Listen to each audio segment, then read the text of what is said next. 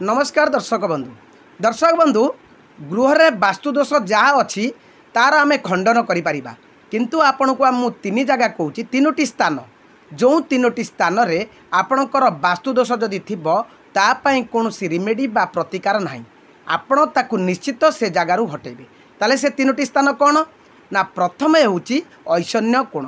ऐशन्य कोण कौटा ना north east बा उत्तर पूर्व कोण। आपणकर जदि उत्तर पूर्व कोण रे आपण जदि टॉयलेट रखिचंती बा आपण जदि रोषेई करूचंती यार किछि विकल्प नाही बा यार किछि प्रतिकार नाही। याकू आपण से जगारू स्थानांतर करिवे नचेत आपण अजता गुड़िए समस्या मध्य प्रवेश करेंगे। विशेष करके आपण बड़ बड़ धरण रोगग्रस्त हो पारती।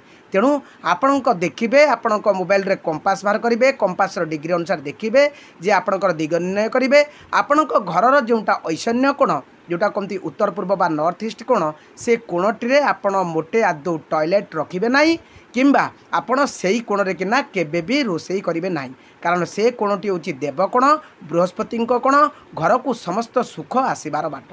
तेणु आपण जदि यही स्थान रे यही दुईटी स्थान करूचंती आपाई कौन प्रतिकार नाही। जदि आपण या रखिचंती तुरंत हटे दिंतु। आ जो वास्तुविद बा एस्ट्रोलोजर आपण कहउचंती जे आपाई या प्रतिकार करिबु आपण जानतु आपण को से मिछ कथा बा भुआ बुलाउचंती। तेणु ऐशन्य कोण रे टॉयलेट आ ऐशन्य कोण रे रोषेई घर कोनोसी वास्तु प्रतिकार नाही। जय जगन्नाथ। नमस्कार दर्शक।